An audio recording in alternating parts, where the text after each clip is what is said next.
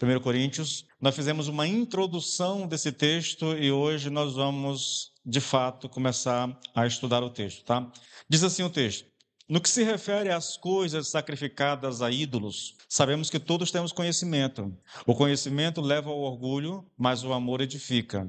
Se alguém julga conhecer alguma coisa, ainda não conhece como deveria conhecer. Mas se alguém ama a Deus, esse é conhecido por ele. Quanto a comer sacrifício, alimentos sacrificados a ídolos, sabemos que o ídolo por si mesmo nada é no mundo e que não há senão um só Deus. Porque ainda que existam alguns que são chamados de deuses, quer no céu ou sobre a terra, como há muitos deuses e muitos senhores, para nós, porém, há um só Deus, o Pai de quem são todas as coisas e para quem existimos, e um só Senhor, Jesus Cristo, por meio de quem todas as coisas existem e por meio de quem também nós existimos. Vamos orar mais uma vez, queridos? Pai, nós louvamos o teu nome. Nós bendizemos a Ti mais uma vez e colocamos nossa mente e nosso coração diante do Teu altar, Senhor. E dessa vez, Pai, nós oramos por nós mesmos, Pai. Nós queremos que o Senhor alcance o nosso coração com a Tua palavra. Queremos que o Senhor fale conosco. Queremos que o Teu Espírito, Senhor, meu Deus, Pai, faça com que a palavra chegue ao nosso coração com poder ou em poder, Senhor, de maneira que a palavra produza em nós, Senhor, meu Deus, Pai, aos frutos desejados pelo Senhor, em o nome do Senhor Jesus Cristo. Amém e amém. Queridos, nós estamos diante de um texto muito discutido, muito debatido, sabe? E eu queria colocar diante de vocês, é interessante, sabe? Eu olho para esse texto e eu estou há uns 3 dias seguidos estudando esse texto. A minha questão é como é que eu vou abordar o texto, sabe? É a maneira como eu vou fazer isso. Porque na semana que eu introduzi, eu nem sei se foi semana atrasada, quando eu introduzi esse assunto, eu disse que a maneira como você vai interpretar ela depende muito da abordagem escolhida ou da interpretação que é dada para esse texto. Existem basicamente duas, são as mais conhecidas, duas interpretações para esse texto. Uma interpretação clássica, que já vem de muito tempo, quase todo o pessoal da linha reformada segue essa interpretação. E essa interpretação diz que o problema tratado por Paulo aqui tem a ver com uma questão de liberdade cristã. Os crentes fortes, é interessante você usar essa expressão, porque hoje eu estava lendo o livro do Nicodemos, né? Ele faz as suas ministrações, as exposições, e depois ele transforma as ministrações em livro, né? E eu estava lendo hoje exatamente o livro que é oriundo dessas ministrações. Eu estava lendo o livro do Nicodemos, e ele tem alguns subtítulos lá, né? Os crentes fortes. Mas o interessante é que nesse texto, querido, em nenhum momento Paulo fala de crentes fortes. Essa expressão de crentes fortes, ela é emprestada lá do livro de Romanos, tá? Lá do livro de Romanos, quando Paulo está tratando a respeito de um assunto semelhante a isso aqui, não é igual, né, parecido, e aí o pessoal traz de lá essa expressão. Não há aqui no capítulo 6, no capítulo 8, no 9, no 10, em nenhum momento Paulo se refere aos crentes como crentes fortes, tá? O texto dá a margem para pensar isso, mas não há essa expressão e eu não gosto de usar ela. Mas como faz parte dessa interpretação clássica desse texto, né? Então, os crentes fortes são livres para comerem o que quiser, onde quiserem, desde que não firam a consciência dos crentes de consciência fraca ou dos crentes fracos. Basicamente, é a interpretação desse texto aqui de 1 Coríntios, tá bom? A minha dificuldade com essa interpretação, querido, é que ela parece tratar, sabe, como assuntos completamente distintos os capítulos 8 e 10, ou do 8 até o 10, quando, na verdade, o que nós temos nessa sessão aqui, querido, é um assunto só, tá? Que começa no capítulo 8 e que vai ser concluído, na verdade, no versículo 1 do capítulo 11, vai ser concluído. A outra interpretação que se tem aqui é aquela que Paulo está aqui lidando aqui dos perigos da associação com a idolatria. e que, no meu entendimento, na minha forma de ler o texto, ela é mais correta, principalmente porque ela leva em consideração exatamente que nós temos aqui uma sessão que começa no capítulo 8 e termina no capítulo 10, e que eu não posso ler o 8 separadamente do 10 ou de forma dissociativa, sabe? Eu tenho que levar em consideração a conclusão que Paulo dá para esse assunto, sabe? E quando a gente olha para a conclusão, você percebe que aqui não há apenas uma questão de liberdade cristã, há muito mais envolvido nesse texto do que apenas isso.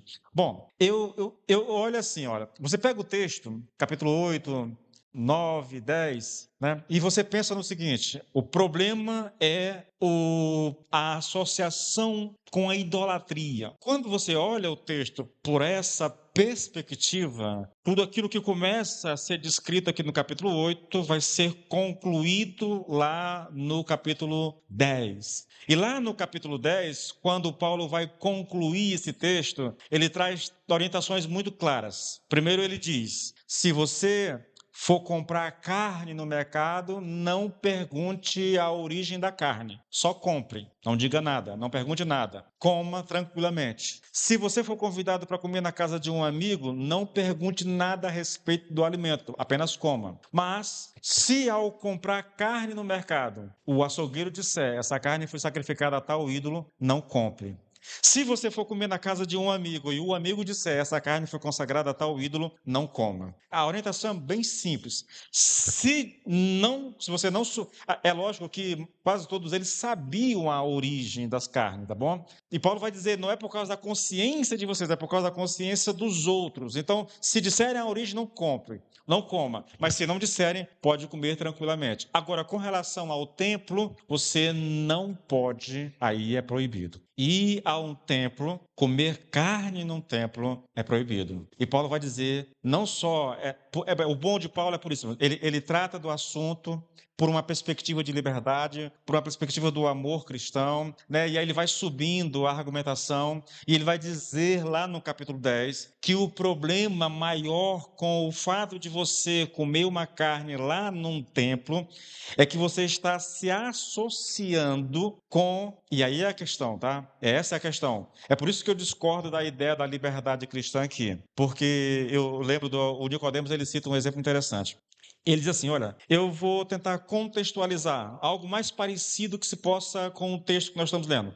Aí ele diz, imagine que você está andando pelas ruas da sua cidade à noite e numa encruzilhada você encontre uma galinha preta, uma garrafa de cachaça e uma vela vermelha. Você sabe que aquilo ali é um despacho, que aquilo ali é uma oferenda aos deuses da Umbanda. Só que você está com fome, a família está com fome, está passando por necessidade. Qual é a sua atitude? É pecado pegar e comer aquilo ali? Ele faz essa pergunta. É lógico que eu sei, querido, que a concepção reformada em relação a isso é que o crente ele é livre. Algumas pessoas até se sentem livres para beber socialmente, essa coisa toda, tá? Eles estão fazendo uso da liberdade cristã. Eu tenho dificuldade, irmãos, com relação a algumas questões, principalmente com relação a essa questão da liberdade cristã, porque Paulo vai dizer o seguinte: se fosse só uma questão de liberdade, se fosse só uma questão de não ferir a consciência do meu irmão, Paulo não faria objeção ao ir a um templo e comer lá. Não faz. Eu vou lidar com esse argumento durante a ministração. Mas Paulo vai dizer que quando você vai num templo de um determinado Deus, ainda que o Deus em si não seja nada, quando você vai a um templo de um determinado Deus e você come daquela carne, você está se colocando. Ele chama isso de participar da mesa dos demônios. Porque ele diz que por trás do ídolo que não é nada, que não tem nenhuma realidade, tá? Por trás do ídolo existem demônios que estão recebendo o culto das pessoas, que estão recebendo a adoração das pessoas. Então, um crente não deveria se sentar à mesa de um demônio, não deveria manter comunhão com o demônio. Você quer ver uma coisa interessante? Curiosa, irmãos. Curiosa. Veja, você pode ir no mercado e comprar carne. Você pode talvez até saiba que aquela carne foi vendida, foi sacrificada, mas tudo bem. Você vai lá, compra, come sem nenhum problema. Você vai na casa do amigo, talvez até saiba que o amigo, mas o amigo não falou nada, então você pode comer. Mas você não pode ir ao templo e comer, porque lá no templo você está deliberadamente se colocando numa posição de participar da mesa de um demônio. Ele vai fazer a analogia da mesa do Senhor, quando nós comemos do sacrifício, nós nos tornamos um com o Senhor, nós participamos da mesa do Senhor. Da mesma forma, quando você come de uma carne sacrificada a um ídolo, você participa da mesa de um demônio. Essa é a questão. Eu tenho aqui para vocês, eu vou colocar isso aqui, essa batata quente na mão de vocês e vocês se virem, tá bom? Vocês respondem aí para si mesmo, vocês que... Vamos lá. Sabe, eu estava pensando em casa em algo mais parecido com isso do que exatamente a galinha preta numa esquina, até porque aqui dificilmente você vai achar uma galinha preta na esquina. Mas tem uma coisa aqui que nós temos que lidar todo ano. Sabe o que é? As festas juninas. O que é a festa junina? É uma festa dedicada a um santo, correto? É Santo Antônio, sei lá, São João, São Pedro, né? Tem um santo lá. Então, uma festa junina, por si só, ela é algo feita para honrar um santo. A pergunta que eu faço, aí você responde e não vem atrás de mim, não, pelo amor de Deus, tá? A pergunta que eu fiz para você é lícito um cristão ir para uma festa junina, sabendo que tudo ali é feito em honra ao santo? Se vira aí, tá bom, querido? Eu não sei de nada, não. Pergunta para o Lucas, pergunta para minha esposa, pergunta para a Bianca aí. Eu não sei de nada, não, tá bom? Vamos voltar aqui para o nosso assunto. Bom, querido, da mesma forma, querido, como Paulo começou o capítulo 7, aqui também ele começa respondendo a uma questão que foi levantada por alguns irmãos em Corinto, sabe? E o problema aqui, no capítulo 7, tinha a ver com casamento, com vida sexual. Aqui no capítulo 8 tem a ver com a comida ou os alimentos sacrificados aos ídolos, tá bom? Ele começa dizendo assim: todos temos conhecimento. Escute bem, querido.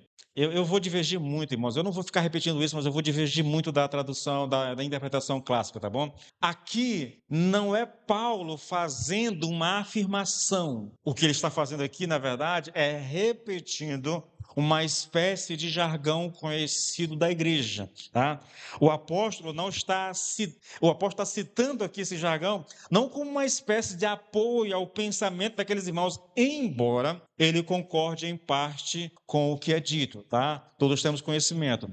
Agora, veja, ele começa dizendo, no que diz respeito, né, aos alimentos sacrificados ao ídolo, todos temos conhecimento. Agora eu chamo a sua atenção, querido, para algo interessante nesse texto. Ele diz isso, todos temos conhecimento, espera-se que ele vai completar o pensamento, mas aí ele faz uma pausa, tá? Ele faz uma pausa naquilo que ele começou e ele traz uma outra questão. Veja, no que se refere às coisas sacrificadas a ídolos, sabemos que todos temos conhecimento.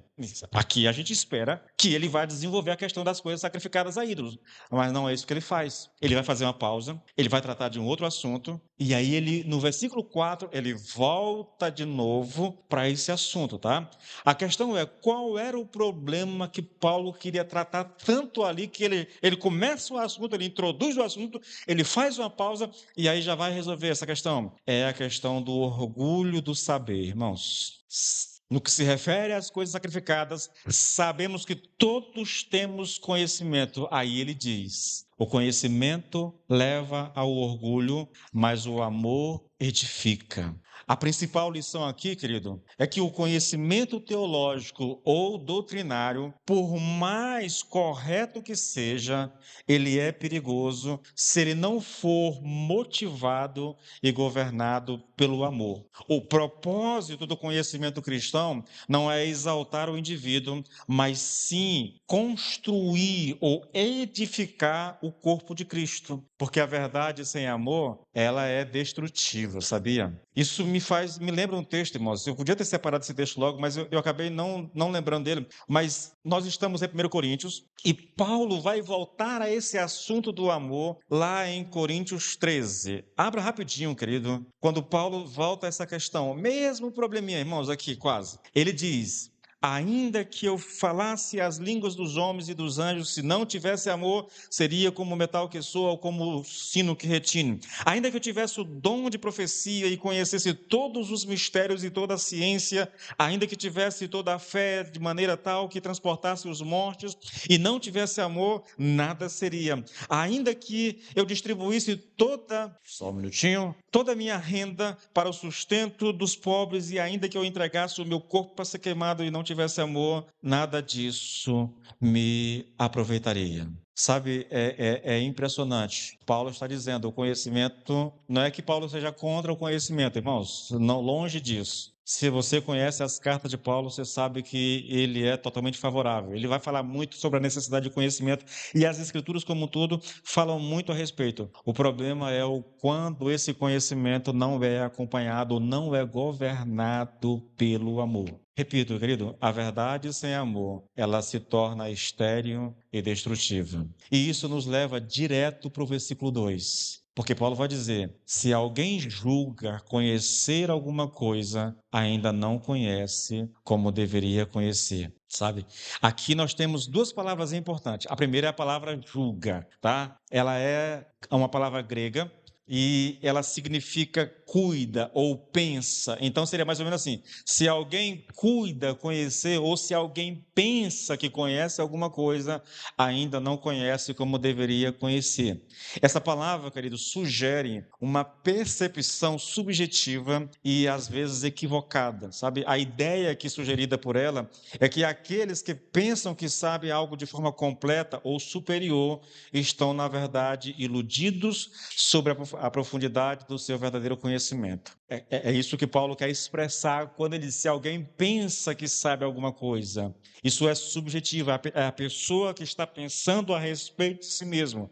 E aí a outra palavra importante é conhecer. Essa palavra, ela indica um conhecimento progressivo, experimental e relacional. Paulo está dizendo, querido, que o verdadeiro conhecimento, ou o saber como convém saber, que é uma outra tradução coloca dessa forma, esse verdadeiro conhecimento, ele é muito mais profundo do que a mera posse de informações. Não se trata aqui, querido, de coleção de fatos, mas de uma compreensão que transforma e se manifesta em humildade e amor. O conhecimento que incha não é o conhecimento como convém saber. Ele diz: o conhecimento leva ao orgulho, o conhecimento incha. O conhecimento, né, quando não acompanhado, quando não governado pelo amor, ele é problemático. E, queridos, a gente sabe disso. Eu já falei isso a vocês muitas vezes. No começo da minha caminhada, durante alguns anos, eu vivia isso na prática. Eu vivia essa realidade. Eu gostava de discussões teológicas.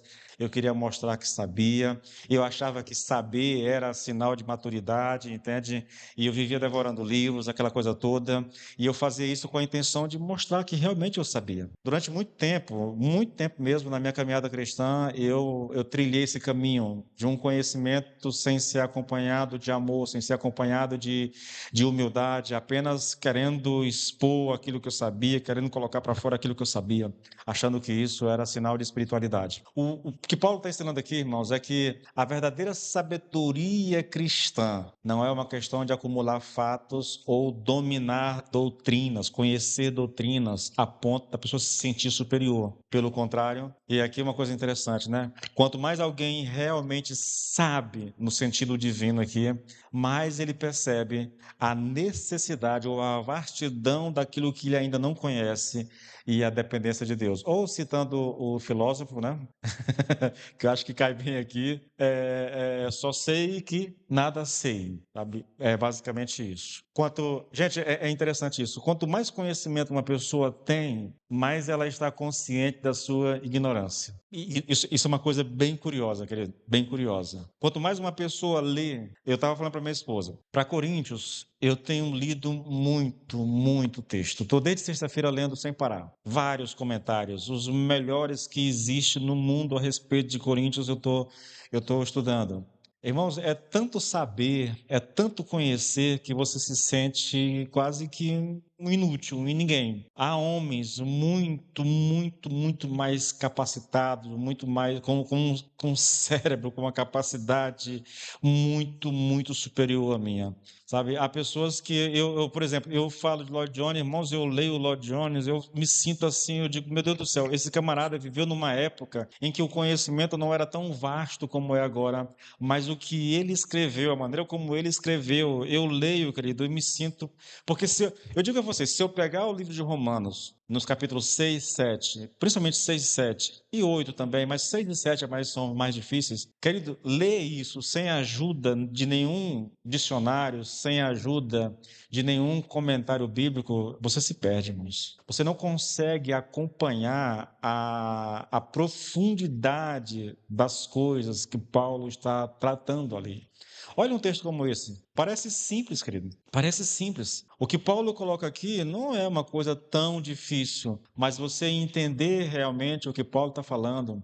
Porque veja, ele começa um texto dizendo: olha, no que diz respeito a alimentos consagrados, todos temos conhecimento. Aí ele faz uma pausa e diz: o amor, o conhecimento gera orgulho, ou o conhecimento incha, mas o amor edifica. O que isso tem a ver, irmãos, na verdade? Com todos temos conhecimento. Entende? Ele começa um texto, ele faz uma pausa, aí ele explica aquilo, depois lá na frente ele volta para o texto de novo, e aí ele segue com o pensamento. Se você não tem consciência disso, querido, você vai empurrando o texto sem ter uma noção realmente do que Paulo está falando. Antes de Paulo falar daquilo que os coríntios criam, ele vai fazer uma ressalva ao conhecimento que eles achavam que tinham, tá? E ele vai dizer: o conhecimento que vocês têm leva ao orgulho.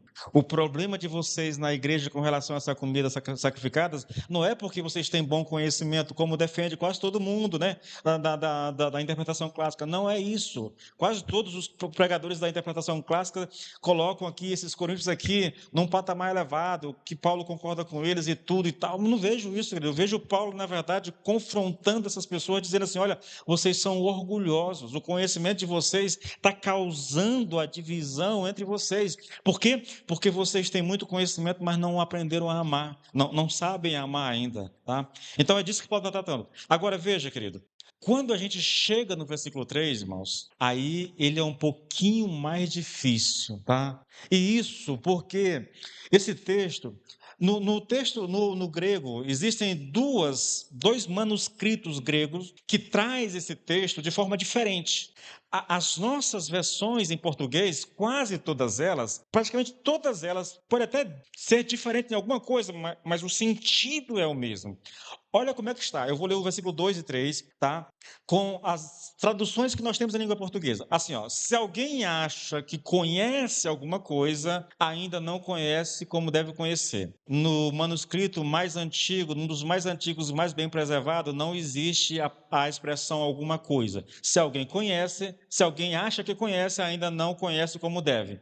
Aí o versículo 3. Mas se alguém ama, nas nossas traduções diz: se alguém ama a Deus, essa pessoa é conhecida por Deus. Mas nesses manuscritos não tem a expressão a Deus e nem por Deus. Então ficaria assim: se alguém acha que conhece, ainda não conhece como deve conhecer. Mas se alguém ama, essa pessoa conhece de verdade. É esse o sentido do texto. Queridos, é bem interessante isso, sabia? É bem interessante. Porque na primeira tradução, ou nas traduções que nós temos em língua portuguesa, Paulo acrescenta uma coisa: se alguém ama a Deus, esse é conhecido por Deus. Esse texto, querido, esse texto, quando interpretado tradicionalmente, ele fala da questão de conhecer a Deus e de ser conhecido por Deus, de amar a Deus e de ser conhecido por Deus. Quando você olha para o texto, irmãos, Paulo aqui, quando você pega esse texto, amar a Deus e ser conhecido por Deus, e você olha para o argumento de Paulo, que ele está lidando, que ele está trabalhando aqui,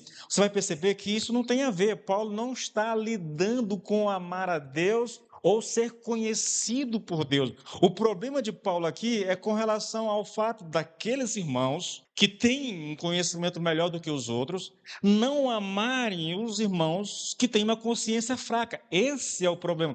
Por mais que seja verdadeiro a ideia de amar a Deus, ser conhecido por Deus, a questão é que nesse capítulo, Paulo não está lidando com isso. O problema de Paulo aqui, querido, ou o fato que Paulo está tratando aqui, não tem a ver com amar a Deus ou ser conhecido por Deus, tem a ver com amar as pessoas. São irmãos em Cristo que têm um conhecimento superior a um outro grupo e que acha, porque tem esse conhecimento, porque eles acreditam que não existe, que só há um Deus, o conhecimento é só há um Deus e o ídolo nada é no mundo. Esse é o conhecimento que eles têm. Está corretíssimo isso. A Bíblia diz que só há um Deus. A Bíblia ensina que o ídolo não é nada. A questão é, querido, que esse conhecimento na vida dessas pessoas está fazendo com que elas menosprezem aqueles que não têm o mesmo conhecimento que elas. Por isso que Paulo está dizendo, o conhecimento dessa forma, sem o amor, ele gera orgulho, ele incha,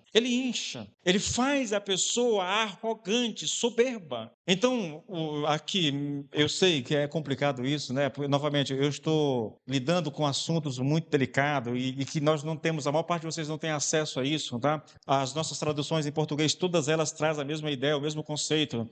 Aí as pessoas vão tentar, sabe, vão pegar o texto e fazer com que o texto, de alguma forma, aponte para aquilo que Paulo está tentando falar. Mas é um jogo de cintura muito grande, irmãos. A gente chama isso de, usando uma linguagem esportiva, né?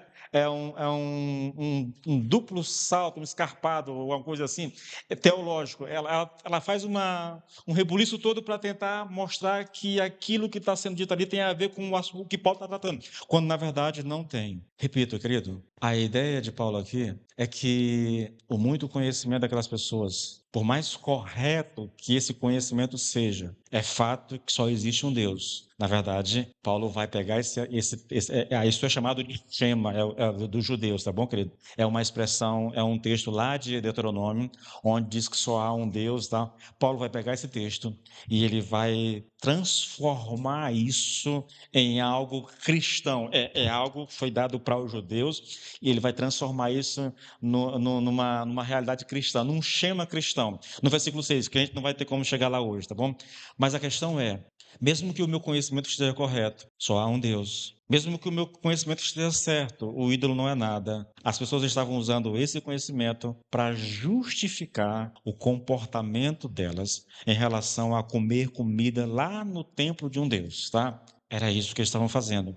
E isso estava, nós vamos estudar isso a partir do versículo 7, e isso estava levando alguns irmãos fracos na fé a imitarem tal comportamento e com isso, entrando numa crise de consciência. A gente vai ver isso mais para frente, tá bom, querido? Por enquanto, quero que você tenha essa consciência. A ideia de Paulo é: quem ama, conhece de verdade. É essa a ideia de Paulo.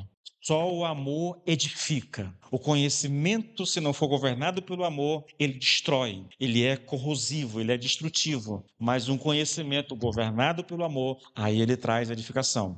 Novamente, querido, se alguém acha que chegou ao conhecimento, essa pessoa ainda não conhece como deveria conhecer. Mas se alguém ama, essa pessoa realmente conhece. Esse é o sentido do texto, tá? O verdadeiro conhecimento, novamente, não consiste na acumulação de um volume tão grande de dados, nem mesmo na exatidão de uma teologia, mas no fato de que a pessoa aprendeu a viver tendo amor por todos. Esse conhecimento é um conhecimento verdadeiro. Essa é a intenção de Paulo, é isso que Paulo está tratando aqui com essa igreja. Veja, ele vai finalizar esse assunto de uma forma diferente. Aqui ele está lidando, eu vejo esse texto, querido, essa seção do 8 ao 10, como se Paulo estivesse. A sua abordagem principal é uma abordagem vertical, é o perigo da idolatria, né, ou da associação com a idolatria. Só que ele começa tratando do assunto de maneira horizontal. Isso tem a ver com a relação da igreja, com a comunidade. E aí é por isso que ele traz essa questão do conhecimento e da necessidade. Todos temos conhecimento, mas espera aí. O conhecimento sem o amor, ele vai gerar orgulho. O amor não, o amor edifica. Então o conhecimento, para que ele realmente seja uma bênção, ele tem que vir a ser governado pelo amor. Por isso ele vai escrever lá no capítulo 13, querido, não adianta falar a língua dos anjos ou dos homens, não adianta conhecer profecia, não adianta nada. Se eu não tiver amor, eu nada serei, sabe? Não terei nenhuma utilidade. E lá ele está tratando da questão dos dons. Mas a pergunta que vem é, por que, querido, Paulo começa dessa maneira a sua resposta a respeito da carne dos ídolos? Por que ele começa assim? A resposta é, provavelmente aqui, é que, em essência, ele concorda com as premissas teológicas que vai abordar, tá? Versículo 4, já já. Ele sabe que o que estão fazendo com o conhecimento de que dispõem é totalmente errado. Eles têm conhecimento, mas estão usando isso de maneira errada. E aqui é o problema que Paulo está lidando. É isso que ele quer corrigir. Vocês têm muito conhecimento, amém, graças a Deus por isso, isso é muito bom. Mas se esse conhecimento não for governado pelo amor, então ele não tem utilidade nenhuma. Veja, aqui nesse texto, a gente vai voltar agora para o versículo 4 agora, e você vai perceber que aquilo que ele começou a falar no versículo 1, ele vai retornar aqui, querido. Veja, no versículo 1 ele diz, no que se refere às coisas sacrificadas a ídolos, e aí ele faz uma pausa e trata dessa questão do conhecimento. O restante do versículo 1, versículo 2 e 3, ele vai lidar com isso. Agora que ele resolveu isso, que ele expôs o coração daquelas pessoas, que ele fez as ressalvas que ele achava que era necessário a respeito do conhecimento, aí ele volta. Versículo 4, irmãos. Quanto a comer alimentos sacrificados a ídolos, percebe? Ele está voltando com o mesmo assunto do versículo 1. Agora ele vai dar continuidade, agora ele vai desenvolver isso aqui. Quanto a comer alimentos sacrificados a ídolos, sabemos, tá? Sabemos, isso aqui ele está dizendo, nós sabemos, os crentes sabem, que o ídolo por si mesmo não é nada no mundo e que não há senão um só Deus. Agora veja, porque ainda que existam alguns que são chamados de deuses,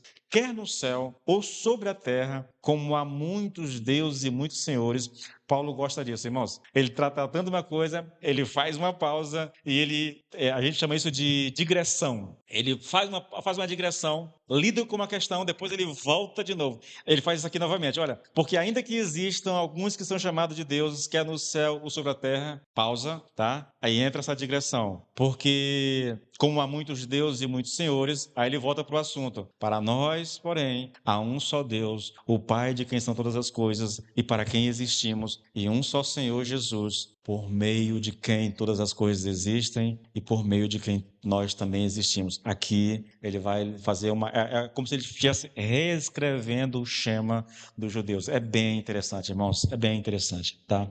Vamos lá. Paulo iniciou seu argumento com uma aparente concordância, usando a frase sabemos que. Isso significa que ele reconhece uma verdade que já era aceita pelos coríntios. A verdade é a existência de um só Deus e, por implicação, se só existe um Deus, que os ídolos não têm nenhuma realidade, tá, gente? É isso que ele coloca aqui. Quanto a comer alimentos sacrificados, sabemos que o ídolo por si só não é nada. Aquilo que você está olhando, a imagem lá, não é nada. Aquilo não existe de verdade, tá? É isso que ele está falando. E por que não existe? Porque só há um Deus. Tá? Só há um Deus. Todos os outros deuses desse mundo não passam de pedra, barro, gesso, ouro, seja lá o que for. Em essência, eles não existem. Ele vai lidar com isso mais para frente. Tá? É isso que eu falo. O pessoal da interpretação clássica parece esquecer que Paulo vai lidar com isso. Porque, veja, se eu pego só isso aqui, e aqui é interessante, era exatamente esse o pensamento desses irmãos lá na igreja de Corinto, tá bom, querido? É exatamente esse o pensamento deles. Só há um Deus. Se só há um Deus, esses deuses aí não são nada. Se eles não são nada, qual é o problema de eu comer num templo? Não existe Deus, só há o nosso Deus, entende? E aí Paulo vai lidar com isso. Ele vai dizer, é verdade. Embora seja verdade que só há um Deus e que o ídolo nada é no mundo, por trás do ídolo, e é aqui que está o problema, sabe, gente? Esse é o drama. Por trás do ídolo existe um demônio. Eu não vou entrar porque a gente vai chegar a isso depois, quando nós estivermos no capítulo 10. Veja, querido, a ênfase aqui, irmãos, é na crença monoteísta fundamental que unia judeus e cristãos. Só há um Deus. Essa era a crença. Essa crença, querido, Era tão importante a ponto de o próprio Nicodemos dizer que durante o primeiro século, para que alguém se tornasse cristão, era preciso passar do politeísmo, a crença em muitos deuses, para o monoteísmo, a crença num só Deus. E ele diz, essa era a primeira conversão. Por isso que quando Deus chama Paulo, ele diz, olha, vai converter os homens, né, dos ídolos a Deus. É isso. Se você pegar as cartas de Paulo, lá em Efésios, por exemplo, a cidade de Efésios, lá, os amigos de Paulo foram quase que mortos por causa disso, né?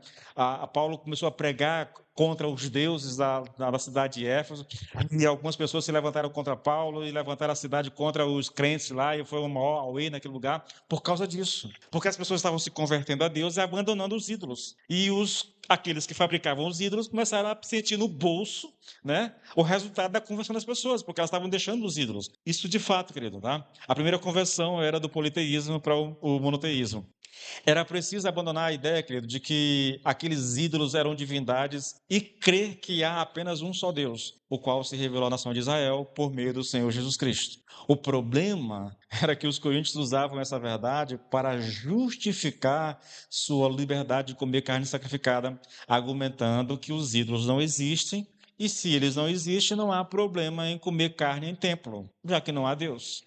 O raciocínio deles era mais ou menos assim, irmãos, é uma questão de lógica, tá? O que eles não tinham, talvez por ignorância, ou sei lá, eles não tinham o entendimento que Paulo tinha. Porque o pensamento é assim, olha, uma vez que não existe nenhuma realidade em um ídolo, né? Pois há um só Deus, como podemos ser criticados por tomar refeições nas áreas do templo, visto que os deuses representados por esses ídolos não existem? Se não existe, é só carne, não há nenhum problema. Parece lógico o pensamento. Aqui Paulo não vai lidar com isso. Mas quando ele chegar no capítulo 10, quando ele estiver concluindo o pensamento, aí ele vai dizer, olha, é um pensamento lindo, só que totalmente equivocado. Porque apesar de o ídolo não ser nada, por trás dele existe uma entidade, um ser maligno que está recebendo a adoração, o culto de vocês.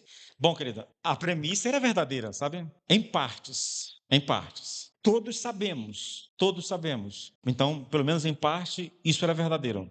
E por que eu digo que era verdadeiro? Novamente, porque Paulo vai dizer, lá em Romanos 10, 19 e 20, que esses sacrifícios aos ídolos, queridos, eles têm um significado muito mais profundo, né? Muito mais complexo do que o simples pensamento de dizer, bom, não há deuses, só há um Deus, é o Deus criador dos céus e da terra, o Pai do nosso Senhor Jesus Cristo. Não, só Ele é Deus, não existe nenhum outro Deus. Todos esses templos aí, essas imagens aí, isso não significa nada. Então a gente pode ir lá e comer tranquilamente. Olha, agora eu vou ler o texto porque eu estou citando, mas nunca li, não li o texto. Vamos lá, Romanos 10, ele começa assim, 10, 19. O que é que estou procurando dizer? Estou usando uma tradução bem contemporânea. O que é que eu estou procurando dizer? Estou acaso dizendo que os ídolos a quem os pagãos levam sacrifícios são alguma coisa? Ou que esses sacrifícios têm algum valor? Não, absolutamente. Não é isso que eu estou dizendo. O que eu estou dizendo é que aqueles que oferecem alimentos a esses ídolos estão unidos no sacrifício aos demônios e não a Deus, certamente. Não desejo que nenhum de vocês seja participante com os demônios ao comer, junto com os pagãos, da mesma comida que foi oferecida a ídolos. Antes disso, tem uma discussão, ele vai falar da mesa do Senhor e mesa do demônio e tal. E aqui está concluindo o pensamento. Percebe, querido? Esse é o problema. Esse é o perigo da associação com a idolatria. Voltando aqui com vocês. Festa junina. Pastor, é pecado? Irmãos, eu nunca gosto de lidar com problemas. É pecado ou não é pecado? Eu não gosto, querido. Não, quem me conhece já sabe, quem já está comigo há mais tempo já sabe que eu não vou por esse caminho de é pecado ou não é pecado. Tá? Eu prefiro uma outra abordagem que não é essa. Mas pense comigo. Tá lá, Arraial de São João. O nome já diz tudo. É um arraial dedicado a São João. Então, tudo o que acontece ali, acontece para honrar o santo. Vocês sabem que não existe São João. João foi um apóstolo de Jesus, um discípulo de Jesus. Mas não existe esse santo. João está no céu. Então, não tem nada, pastor, ir lá. O santo não existe. Aí vem a questão de novo. E por trás do santo? Paulo está dizendo, por trás dos ídolos, há demônios. Será que eu posso aplicar a mesma verdade aos santos de hoje? Entende? É essa a questão. Não é uma questão. Consciência, irmãos. Eu, particularmente, vou lá. Aqui tem festas. acontece a festa do peixe, acontece a festa aqui, tem festa lá em Esperantina, a cidade, tudo tem festa. Eu poderia, querido, ir numa festa dessa, no dia dessas bandas aí, eu poderia ir, irmãos, sem ser afetado. Não, é sério. Ver banda, ver pessoas bebendo, ver mulheres seminuas, essa coisa, isso não vai me afetar espiritualmente. De forma alguma, ir lá uma noite, vou lá comer com a minha esposa lá e tudo, vou ficar para ouvir um som. Isso não me afetaria. Mas aí a pergunta que a gente faz é lícito, né?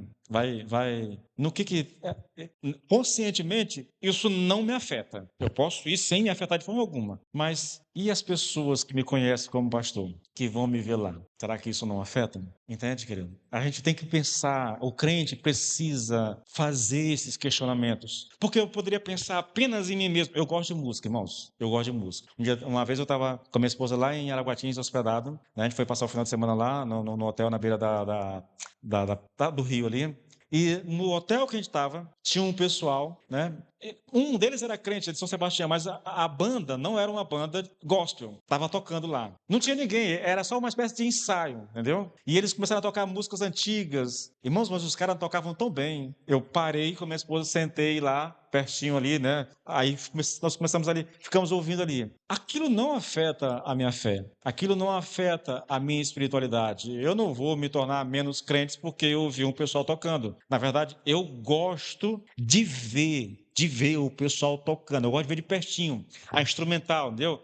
Como a gente toca, eu tenho um certo fascínio por isso. Achei o máximo aquilo, querido. Mas eu sei que algumas pessoas não têm a mesma compreensão que eu tenho. Eu sei que eu não devo ensinar isso a vocês, dizer você pode ouvir, pode fazer. Não, não devo fazer isso, porque é provável que um irmão de consciência mais fraca vá, por exemplo, imagina o cara se converteu aqui e o pastor está aqui, está pregando. Não, mano, você pode ir à vontade, se isso não vai.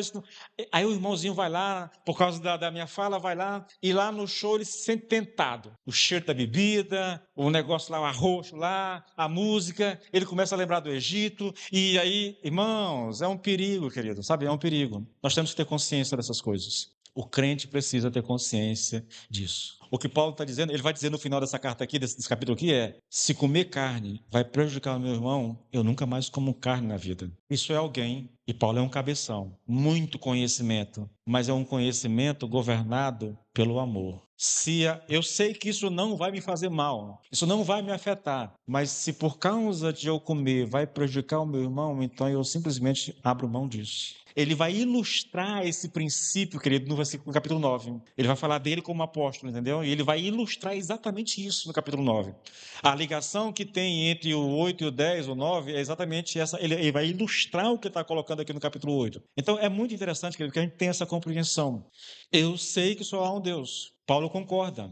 Eu sei que o ídolo nada é. Paulo está de acordo. O problema, querido, é usar isso para justificar um comportamento que pode prejudicar outras pessoas, tá? É esse o problema. Então veja, querido, veja. Aqui no nosso texto, Paulo ele vai fazer ressalvas a essa base teológica, tá? Que esses irmãos estão usando para defender o seu comportamento, e mais na frente ele vai abordar isso de maneira um pouco mais rigorosa. O problema aqui, querido, não está no conteúdo daquilo que eles acreditam, mas no fato de que eles usam esse conhecimento, aparentemente sem restrição, para justificar aquilo que eles estão fazendo. Esse é o problema que Paulo está lidando aqui. Engraçado, né? A gente está falando de sacrifícios oferecidos a ídolos, mas Paulo volta esse assunto de tal forma, querido, para a questão do amor, que é impressionante. Parece que ele nem está mais lidando com essa questão de sacrifício. Ele vai falar disso para essa festa, mas aqui o problema não é esse. Paulo está dizendo, vocês estão usando o conhecimento de vocês, que é certo, para justificar uma atitude que é incorreta. Esse é o problema que ele está lidando aqui. Veja, porque ainda que existam... não acredito, irmãos. Tá certo, esse horário é 9 horas, né? Misericórdia. Queridos, vamos lá. Para eu finalizar isso aqui e não deixar nada solto, eu, como pastor, desejo profundamente que os irmãos leiam ano após ano as Escrituras. Irmãos, você não tem ideia de como me alegra, sabe? saber que vocês estão lendo as Escrituras. Eu tenho dito a vocês e tenho dado a vocês, o Romildo veio aqui uma vez e eu estava falando isso para a igreja e ele me chamou depois e disse assim, rapaz, tá doido, Edilson? Tu não acha que você é muito corajoso não, tá fazendo o que tu tá fazendo? E o que foi que ele viu, na verdade? Eu disse para ele, eu quero que vocês leiam, eu quero que vocês conheçam, eu estava num culto de virada aqui, eu quero que vocês conheçam, eu quero que vocês tenham um filtro na mente de vocês, que quando vocês ouvirem uma pregação, vocês começarem a questionar. Irmãos, eu ouço as coisas questionando. Eu estava ouvindo o Nicodemos, a pregação dele. Eu não sabia que tinha um livro, eu vim achar o livro agora à tarde, né? Ontem eu estava ouvindo a pregação do Nicodemos. E como eu já tinha lido muita coisa, é lógico, um filtro se forma em relação ao assunto. Aí eu fui ouvindo o Nicodemos e ouvindo o Nicodemos, e disse, mas isso aqui não faz sentido, isso aqui não faz sentido. E olha que para mim, o Nicodemos é a maior autoridade, só que ele não está mais nem no Brasil hoje, né? Mas é a maior autoridade no Novo Testamento que nós temos no Brasil. Vivo é uma das maiores autoridades que nós temos no Brasil. É o maior expositor que nós temos no Brasil hoje, é exatamente Augusto Nicodemos. Mas tem algumas coisas que eu não concordo com Nicodemos. Tá? Para mim é muito claro. Quem ouviu a minha exposição em Romanos 7, eu bati de frente com algumas coisas que o Nicodemos crê. Tá? O Nicodemos tem uma característica interessante, né? Ele defende o pensamento reformado. Eu penso, querido, se eu tivesse que me identificar com alguma teologia, né, pentecostal, liberal, reformada, alguma coisa, eu me identificaria com a teologia reformada, é onde eu me encaixo melhor. Só que eu não compro o pacote da teologia reformada e dizer é isso que eu creio. Não. Por quê? Porque eu leio muito. Aqui para 1 Coríntios, eu estou lendo gente de todas as perspectivas teológicas que você possa imaginar, entendeu? Todas, todas. O meu principal livro de estudo para 1 Coríntios é exatamente Gordon Fee, que é de uma linha pentecostal, nem é reformado, entende? Então, eu vou lendo e vou filtrando. Eu disse para a igreja, e digo a vocês, querido, e digo isso, porque a intenção é realmente, irmãos, se vocês, com o conhecimento que têm, porque estão lendo a Bíblia, ouvirem eu pregar e discordar de alguma coisa que eu preguei, você tem total liberdade para chegar em mim e vir conversar. Pastor, eu ouvi o senhor, mas eu tenho uma dificuldade, porque eu aprendi em tal lugar, eu li a Bíblia e interpretei assim, o senhor explicou de uma outra forma. Como é que se encaixa aqui? É possível? Irmãos, eu já disse a vocês, eu não tenho dificuldade com isso. Tá? Eu não tenho. Eu não quero me apresentar como o dono da verdade, de forma alguma. Em nenhum momento eu tenho tal pretensão. Na verdade, eu tenho um temor muito grande em relação a isso no meu coração, sabe? Quero e tenho o desejo de ser profundamente correto naquilo que eu prego. Tentar ser bíblico. Por isso eu gasto tanto tempo estudando na tentativa de ser bíblico. Tá? Então, vejam, o conhecimento é necessário, o conhecimento ele é libertador. Nós deveríamos buscar sempre, continuamente, conhecer, não ler apenas a Bíblia, tá? Por mais que seja importante, e para mim não há livro mais importante do que a Bíblia, tá, querido? Tanto é que nenhum livro eu já li 30 vezes, mas a Bíblia eu estou na 31ª leitura. Só para você ter uma noção, eu amo esse livro, eu amo ler as Escrituras, e para mim é um livro que eu vou continuar. Enquanto eu tiver vida e vista, eu vou continuar lendo a Bíblia sem parar. Lendo e recomeçando até morrer. É um compromisso que eu tenho com Deus, na verdade. Agora, um alerta para nós, irmãos. A gente tem que ter um certo cuidado, porque Paulo diz que o conhecimento enche. Veja, esses irmãos criam numa verdade. Eles criam que só há um Deus. Amém, querido? É o que nós cremos. Nós cremos na doutrina da Trindade, que só há um Deus, né? Mas eu não vou entrar aqui nessa questão. Há um só Deus. Amém. Esse conhecimento levou eles a uma dedução. Se só existe um Deus, então os deuses que nós temos aqui na cidade de Corinto não existem. Por mais que tenha lá os seus templos, as suas imagens, não há Deus de fato. A gente chama isso de ontologia. Ontologicamente, não há nenhum Deus a não ser o Deus criador dos céus e da terra. Bom, se não existem esses deuses, se os ídolos não são nada, então qual é a dificuldade que eu tenho? Qual é o problema que há em eu comer no templo? É só carne. Você percebe? É um conhecimento que é bom, que é necessário, mas que pode levar a pessoa a um processo de dedução equivocada. Ou eles não sabiam, eu acho difícil isso, porque essas pessoas foram ensinadas por Paulo. Quem fundou a igreja de Corinto foi Paulo. Ele ficou lá 1 ano e 6 meses pregando a essa igreja, e não há dúvida de que talvez a primeira mensagem pregada por Paulo em qualquer lugar dizia respeito à ideia da conversão dos ídolos a Deus. Então, com certeza, Paulo já tinha tratado desse assunto com essa igreja. Pessoalmente e por carta também, viu, queridos? Pessoalmente por carta. Talvez eles soubessem. Mas o que eles queriam, na verdade, era justificar as idas. Aí, as motivações, queridos, são muitas, tá? Muitas. Socialmente, querido, socialmente, a vida em Corintos, a vida social em Corintos, vivê-la sem que você vá a um templo era quase impossível. Eu encerro com isso aqui. Era quase impossível.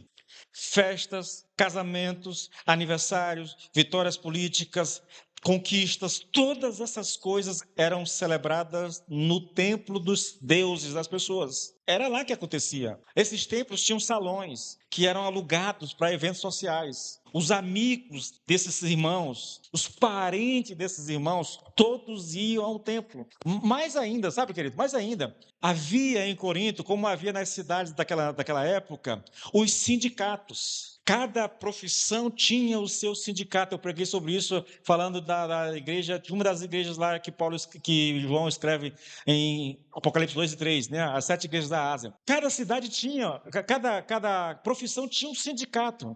E todo sindicato tinha um patrono, que era um dos deuses daquela região. Então, para você crescer na sua profissão, você teria que estar ligado ao sindicato.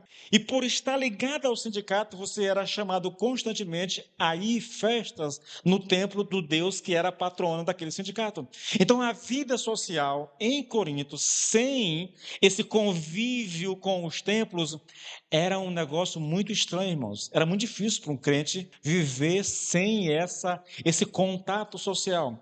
Então, algumas pessoas, querendo justificar, né, talvez até mesmo o seu crescimento profissional, né, financeiro, para justificar as idas aos templos, eles usavam esse argumento de que só há um Deus, e porque só há um Deus, não há ídolo, e se não há ídolo, não há problema em comer carne num templo. Para você perceber como o conhecimento, às vezes, pode se tornar uma coisa delicada na vida de uma pessoa. Aí eu encerro dizendo: nós precisamos pegar isso e tentar, querido, fazer ajustes na nossa vida. Até que ponto nós somos realmente livres?